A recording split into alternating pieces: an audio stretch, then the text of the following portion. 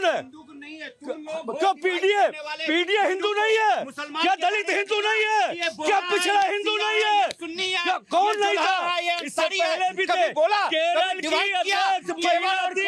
हिंदुओं को जाति में डिवाइड करते हो, सर्वनाम चाहिए। तुम तो यदुवंशी लोग क्या कहते हो? आप कि हमें गोबर से दुर्गंध आती है। आप झूठ तुम्हारा बोलते हो। तो मति भ्रम हो गया। नहीं सर्वेश जी ठीक है। विनय जी प्लीज पोजीशन पे आ जाइए, प्लीज पोजीशन पे आ जाइए। और सर्वेश जी ये गलत बात है, आप लोग कह रहे हैं कि हम डिवाइड नहीं करते, लेकिन आप खुद ही कह रहे हैं कि हम इसमें शिया को भी ऐड करेंगे, सुन्नी को भी करेंगे, हम बोहरा को भी करेंगे, पसमानदा को भी करेंगे। डिवाइड एंड रूल मुसलमान नहीं है। कारों सिर्फ इन्हीं के ऊपर नहीं लगा सकते। कौन है? महिला ही तो है। ये लोग जो मददगार हैं, अपने आप को मुसलमानों का मददगार बताते हैं। इन्होंने कभी कहा कि ये सिया है, ये सुन्नी है, मैं पसमानदा के लिए काम कर रहा हूँ। वो गरीब मुसलमानों के लिए कहीं बोला है? अरे आप पोजीशन पे, पोजीशन पे, ठीक है ठीक है। विनय जी प्लीज एक सेकंड, ठीक है यूपी में, ठीक है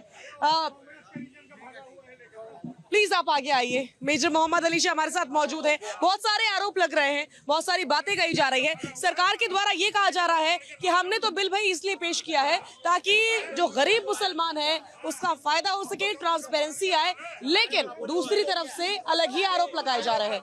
क्या कहना है आप?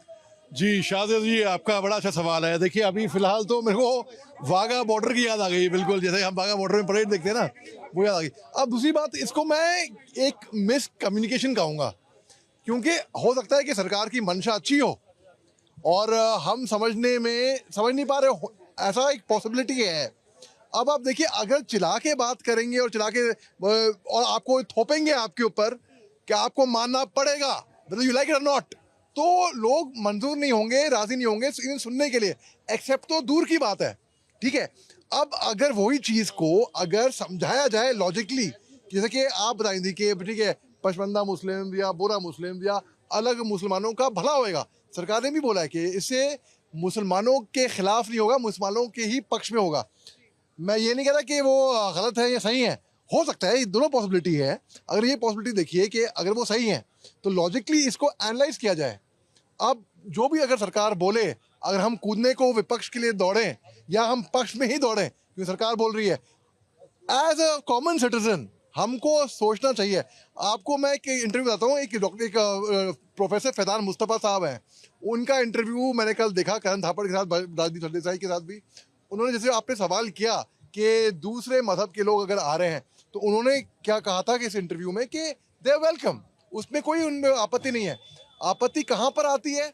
आपत्ति आती है जहाँ पर एक फर्ज करिए कोई एक ऑटोनमस बॉडी है, उसकी अपनी ऑटोनमी है। अब उसके ऊपर अगर सरकार कंट्रोल करेगी तो जो रेजिस्टेंस इनिशियली टीथिंग प्रॉब्लम्स, तो लोग सरकार के खिलाफ विरोध करेंगे कि भाई अब तक तो ऑटोनमस बॉडी थी।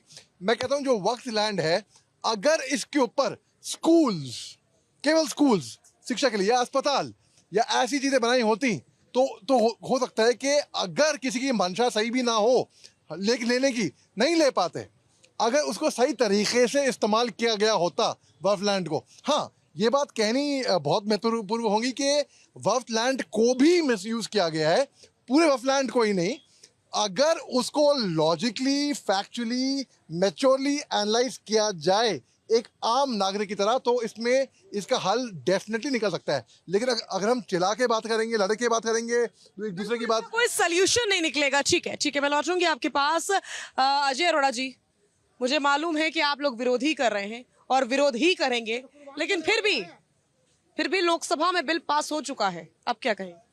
रहनुमा लूट लेंगे आके मंजिल के करीब, रहनुमा लूट लेंगे आके मंजिल के करीब, उन्होंने तूफान से बचाया, उन्होंने तूफान से बचाया, शुक्रिया इसका, मगर ना खुदा ने दे दिया धक्का साहिल के करीब। वाह वाह। जिस प्रकार ईद पे 32 लाख मुस्लिम समाज को इन्होंने ईद की मिठाइयाँ, दूध, खीर बांटी, और जिस प्रकार से तानाशाही, जबरदस्ती, सीना चोरी और संविधान के पत्ते, बाबा भीमराव अंबेडकर के संविधान के पन्ने जिस तरह से तार तार हुए हैं, अरे हो गया हिंदू मुस्लिम, आप जब से आए हो गया हिंदू मुस्लिम।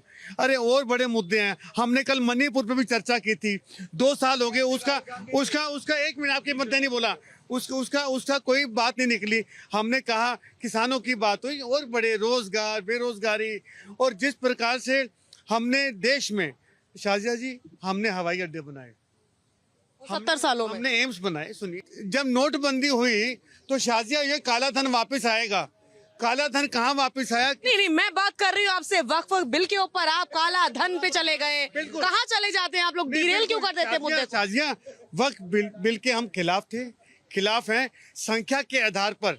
कल 288 मत पड़े लोकसभा में। कारण क्या है मैं ये नहीं समझ पा रही हूँ। जब ट्रांसपेरेंसी आ रही है तो उससे दिक्कत क्या है? आपको नहीं लगता कि पीछे बहुत सी ऐसी चीज हुई है वक्फ बोर्ड के भीतर जिससे फायदा नहीं हुआ मुसलमानों को?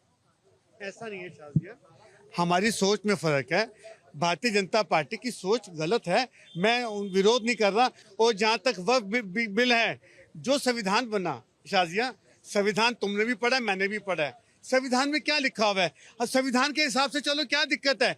देश स्मूथ चल रहा है हमारा, देश में कोई दिक्कत नहीं थी। आप मुस्लिमों को खत्म करना चाहते हो, तबाह करना चाहते हो, हम नहीं होने देंगे। हम देश के साथ हैं, मुसलमान भी, हिंदू भी, सिख भी, ईसाई भी, सारे देश का हिस्सा है। ये गुलदस्ता है, चारों से मिलकर गुलदस्ता बना है, हम गुलदस्ता टूटने नहीं देंगे। रुद्र प्रताप जी, क्या वाकई मुसलमानों को निस्तनाबूद करने की हर कोशिश हो रही है इस समय?